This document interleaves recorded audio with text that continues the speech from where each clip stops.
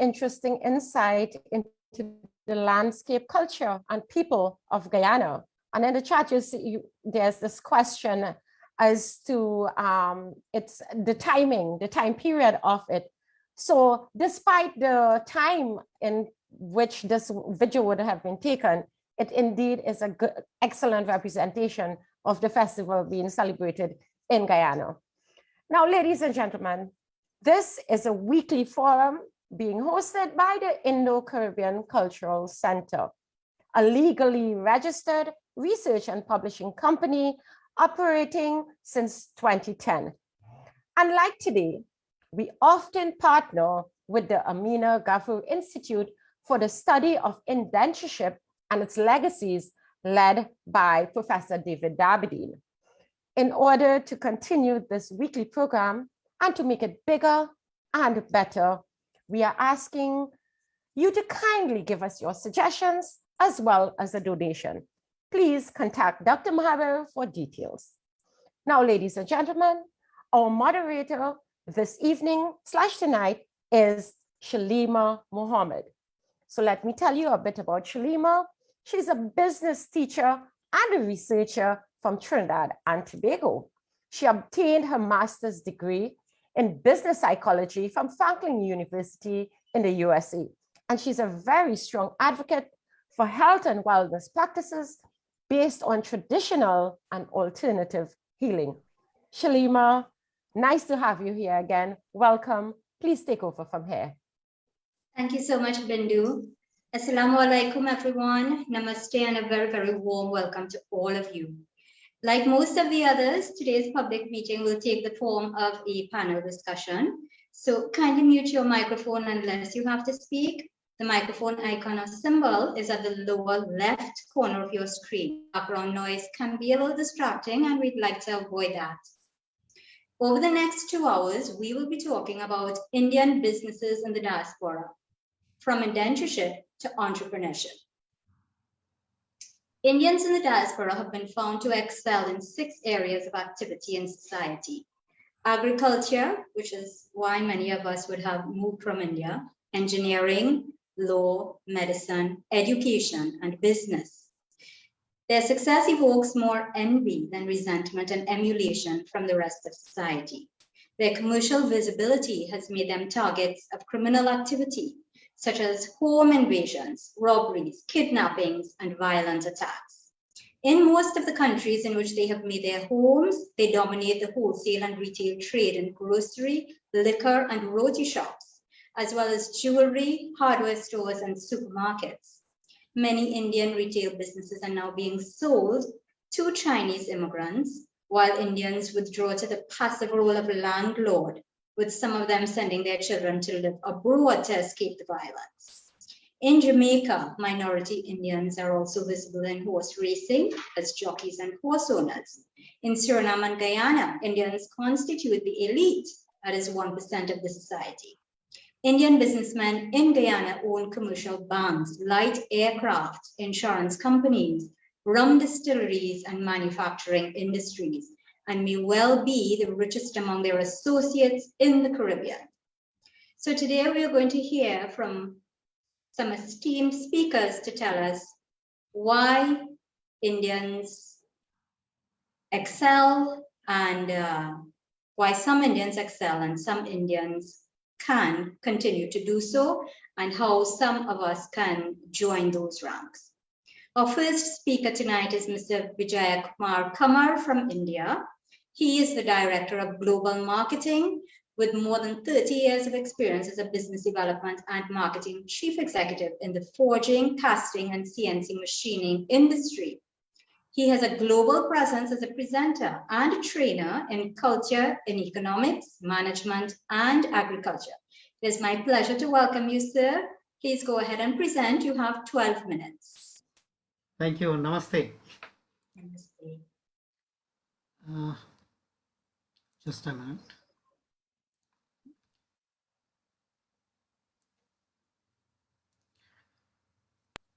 Thank you, Shalima Mohammed ji, and thank you, Bindu Maharaj ji.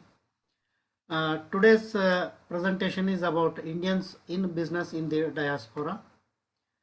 Basically, I'm going to talk about the importance of culture in this, because the rest of the issues are taken care of by my fellow speakers. So I would like to talk about the culture in business. In today's presentation, Business in Indian Diaspora, I'd like to talk about the importance of culture in business, which is the core strength of our Indians. India is not just another country, perhaps it is one of the most longest living civilization in the world. Indian business, economic management models operate on a very different scale of paradigm. We call it as a Vasudhaiva Kutumbakam, meaning the whole world is one family. Economy and a business model dates back to 5300 BC, reminds us Indus Valley civilization. Indians who migrated to different parts of the world are involved in various activities like agriculture, manufacturing, trading and allied activities. Apart from industries and other 6 sectors, what Dr. Shalima Mohammadji just now told. So culture in the Indian diaspora is, even though suffering from a strong influence of apartheid from, just a minute, apartheid, people from India made their home there. We call these countries as rainbow nations. The countries where Indians have migrated because of multicultural diversity. If, for example, Caribbean islands, East European countries, South Africa, Mauritius, Fiji Islands, Papua New Guinea, and many other countries, wherever Indians have gone, we call them as a rainbow nations because of the multicultural diversity. Initially, businesses flourished there in agriculture and allied activities because it was largely influenced by Hindu culture of mostly the adaptability. Later, other businesses like textile, manufacturing industries, tourism, etc. flourished.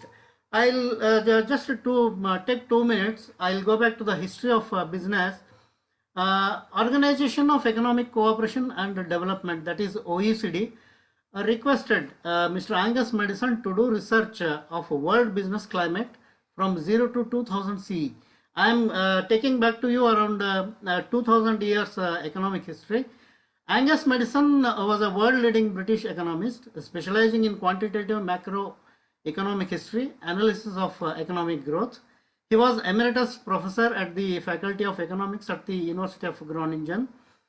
Angus Maddison and his team of 79 scholars did the research on the world economic development from 0 to 2000 CE. In 2001, Angus Maddison and his team published their research work. In the name of the book name is, the research book name is The World Economy, a Millennium Perspective. So this research book says India was the richest land on the planet from 0 to 1800 CE. These are the excerpts from the this research book. India used to be called as the Sone Kichudia, the golden parrot. So India was attracted by traders all across the globe. So in this book, there is a mention about a cultural revolution brought the disciplined business climate by Indians across the globe. Wherever the Indians have gone, by the cultural heritage which has been inherited from their families, they have created a very good disciplined business climate by the Indians across the globe. This point has been mentioned in this research book. While considering the tremendous influence of religion and culture in Indian society, there was a steady rise in bringing the social change in economic development based on the culture. This is the moment of glory and recognition globally for the Indian culture in business climate. This is especially I am highlighting this because Indians, wherever they have gone, they were like a sugar in the milk. That's what the Indians' strength is. So in 0 CE, the India was producing around 32.9% of the total world's GDP because India was a leading producer of the world, followed by China 26.1%. Africa, it was producing around 6.90%. USA and UK both put together, they were producing only 2% of the world's economy.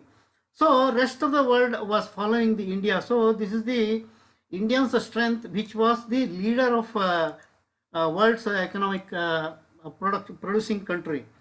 So I'll quickly take you to the facts and figures which has appeared in the book. India in 0 CE, it was producing 32.90%. In 1750, it was producing around 24.4% of the world's GDP. You look at this, in 1850, India was producing only 2.8% of the world's GDP. Slowly it recovered. In 2015, it recovered up to 5.5%. Today, we are in a commendable position, around 8 to 9% we are producing. But look at this, US and UK, which were producing only 2%, was to around 44%, 1850. So this 2.8% of the world's GDP was mainly due to the colonial exploitation by the British. This is the brief history of the world economy. This is a very huge subject, because right from 0 to 2000 CE, the 79 scholars and the Angus, Maddison, they have drawn the economic history. It talks about various aspects of the culture, business climate, the people and other things. I have given a very brief history of the economic growth or the business growth. Now I would like to bring in the United Nations here. After the World War II, United Nations saw and understood some of the countries were reeling under the poverty and hunger. In 1951, United Nations President Mr. Louis Nervo and World Bank's Chairman Mr. Eugene Black directed the Department of Economic and Social Affairs, this is, we call it as a DESA, to arrange conference to discuss about how to develop the underdeveloped nations. Because after the World War II, the bombing and other things happened, most of the countries were reeling under poverty and hunger. United Nations thinking was to how to bring out, how to remove this poverty and hunger. So they have called the conference to discuss this. So representatives from 60 plus countries took part in the session. They discussed for about 2 days, and finally they have released a document by name, a policy statement, 3rd May 1951. So I'll read out the statement as it is, because it gives the seriousness what they are going to tell. There is a sense in which a rapid economic progress is impossible without painful readjustments. Ancient philosophies have to be scrapped. Old social institutions have to disintegrate. Bonds of caste, creed and race have to burst. Very few communities are willing to pay the full price of the rapid economic progress. This was the statement made by the United Nations in 3rd May 1951. Now let us understand what this statement says. Give up traditional values, culture and the past. The family models should be destroyed. Need to forget ancient philosophies and many other religious activities. This is the excerpt from the statement. At the end, the report added a line: scrap the ancient economic models they have practicing so far. They gave us a formula, best for the rest to follow the West. It means follow the free market business model or the Anglo-Saxon model, what we call in the economic theories. So the policy what the United Nations gave, the underdeveloped countries started implementing the policy given by United Nations and the World Bank to come out of the poverty and hunger at the earliest.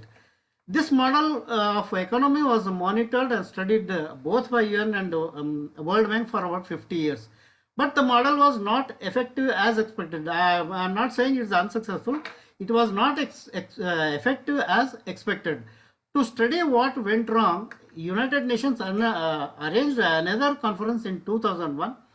This time 150 plus countries participated in this program. So in 2001 April, when they have concluded the meeting, they have given one more opinion. That means they have revised their opinion. They say there is no fit-all model of development. To sustain the growth, it requires key criteria to be met. There is no unique combination of policies and institutions fulfilling them. Development must be driven by culture and tradition. And this is the what you can say punchline from the 2001. Development must be driven by culture and tradition along with the Western model of economy. So what they are telling is, you take the Western model of economy, but each and every country has its own culture, and this culture has to drive the economy of their country. So in the 12th century, a socio-economic reformer, Sri Basaveshwara, who advocated equality in the society. Basaveshwara and his team of around 770 Sharanas, they were working on the equality in the society. So one verse, we call it as a Vachana in Kannada language, so which depicts the culture in the economy. I'll read the verse as it is. ಕಾಂಚನವೆಂಬ ನಾಯನೆಚ್ಚಿ ನಿಮ್ಮ ಮರೆದೆನಯ್ಯ, ಕಾಂಚನಕ್ಕೆ ವೇಳೆಯಲ್ಲದೆ ಲಿಂಗಕ್ಕೆ ವೇಳೆಯಲ್ಲ, ಹಡಿಕೆಗೆ ಮೆಚ್ಚಿದ ಸೊಣಗ ಅಮೃತದ ರುಚಿಯ ಬಲ್ಲದೆ Kudala Sangama Deva. This is written in Kannada, so I will translate now. Attracted towards gold like a dog, I completely forgotten you, my lord. I have time to earn gold, I don't have time to worship you, my lord. Worship means that is the culture. How can a dog know the taste of ambrosia? Ambrosia means amrit, when it is attracted towards the rotten meat. Now let us understand this Vachana. To say that the model is cultural based business model, UN and World Bank took almost around 50 years of real time research and the groundwork. This classic thought process was successfully implemented in the 12th century by socio-economic reformer Sri Basaveshwara, which brought the breeze of equality among the all classes of the society. I am talking of the all the classes of the society wherever the Indians were there. Gold is equated to business and worshipping linga equated to the culture. Like a dog attracted towards a staunch meat, it's like embracing the business, forgetting the culture is symbolically represented here. Business without culture will not flourish is the theme of this Vachana.